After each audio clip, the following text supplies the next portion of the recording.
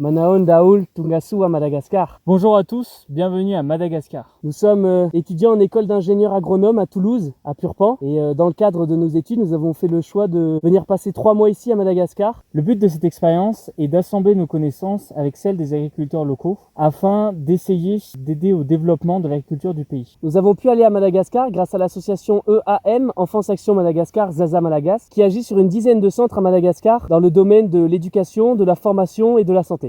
Nous sommes ici à Analarou, un village à 80 km au nord de la capitale, où nous avons été accueillis par les partenaires de l'association, les Sœurs Ursulines, qui s'occupent du centre d'enfants handicapés et de la ferme que nous allons vous présenter. Le but de cette vidéo est de vous présenter la situation ici à Analarou, l'environnement dans lequel nous avons vécu pendant plus de 3 mois et les différents projets sur lesquels nous avons travaillé. Suivez-nous.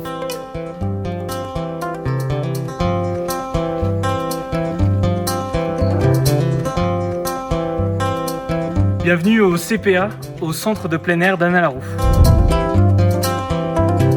Donc ce centre accueille des enfants en situation de handicap physique, parfois pour certains mentaux, afin d'assurer tout au long de leur séjour leur opération, leur rééducation et aussi leur rééquilibre alimentaire. Historiquement, ce centre a été créé il y a près de 30 ans par des jésuites. Actuellement, il accueille une 60aine d'enfants âgés de 4 à 14 ans. Chaque semaine, les enfants ont un rendez-vous chez le kinésithérapeute afin d'assurer toute leur rééducation. Il faut savoir que leur handicap, qui est majoritairement une malformation des os, comme par exemple des pieds beaux ou encore des scolioses, est dû à leur malnutrition dès leur enfance. C'est donc une des missions principales du centre de veiller à fournir quotidiennement une alimentation adaptée à chaque enfant pour leur guérison. Et c'est justement le rôle de la ferme de Maassou, où nous nous situons actuellement à quelques kilomètres du village.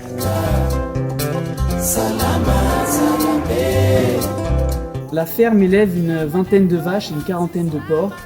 Les vaches servent à produire quotidiennement du lait qui va être consommé par les enfants tous les jours, mais aussi transformé en fromage ou en yaourt. Les vaches vont aussi servir à produire de la viande. Les ébus et les bœufs peuvent aider aux travaux dans les champs, à labourer ou à travailler la terre.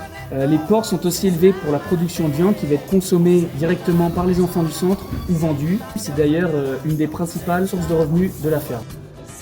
La ferme cultive également sur ses 27 hectares de nombreuses cultures différentes, en commençant par le traditionnel riz qui représente la plus grande part des parcelles. Il cultive également de l'avoine, du soja, un petit peu de maïs, de l'hibiscus et d'autres fruits et légumes qui représentent une production plus minoritaire. Les récoltes de ces cultures servent en quasi-intégralité à nourrir les animaux de la ferme. Le riz est vendu principalement au centre où il va servir de nourriture de base pour les enfants et le personnel qui y travaille.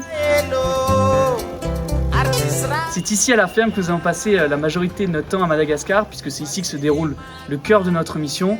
Tous les matins, nous nous rendions à la ferme pour participer aux divers travaux quotidiens, du désherbage de certaines parcelles, en passant par le labour avec les ébus, la récolte du riz, le séchage des récoltes. Cela nous a permis de mieux comprendre les enjeux de la ferme en discutant avec les différentes personnes qui y travaillaient, pour développer 2 projets dont nous allons vous parler maintenant.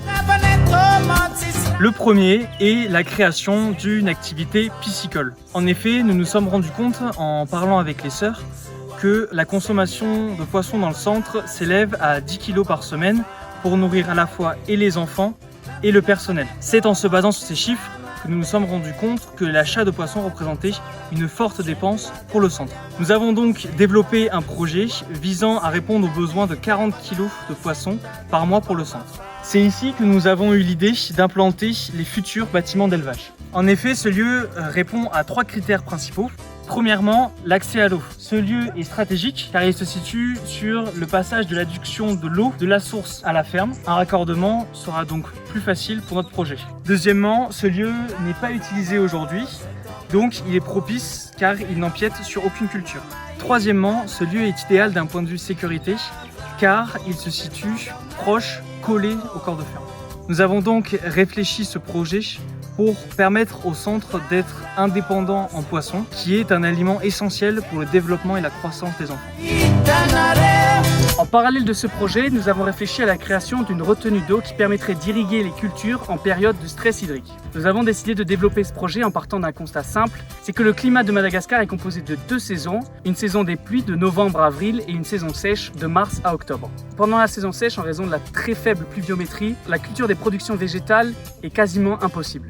En revanche, pendant la saison des pluies, le total des précipitations atteint en moyenne 1700 mm sur les 10 dernières années. À titre de comparaison, cela représente beaucoup plus que la majorité des régions agricoles en France. Ainsi, en récupérant cet excès d'eau pendant la saison des pluies, nous pourrions le stocker dans une grande retenue d'eau et ainsi le rétrocéder aux plantes pendant la saison sèche pour permettre une deuxième culture de riz qui doublera les rendements annuels de la ferme. Ainsi, notre travail ici a été de mesurer les besoins des plantes en fonction de la climatologie pour calculer la capacité que devra avoir cette retenue d'eau. Quelque chose qui m'a impressionné par rapport aux autres stages, je pense, c'est la vitesse où s'est déroulée cette expérience.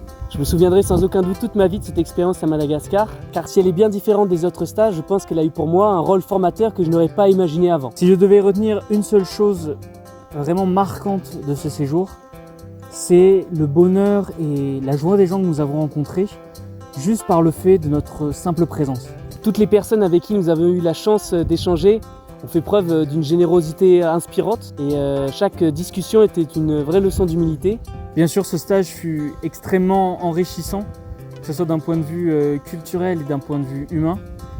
J'ai vraiment pris, et je pense qu'on a vraiment pris énormément de plaisir à aller tous les jours à la ferme, à rencontrer tous les jours de nouvelles personnes, d'échanger avec eux et de passer du temps avec les enfants.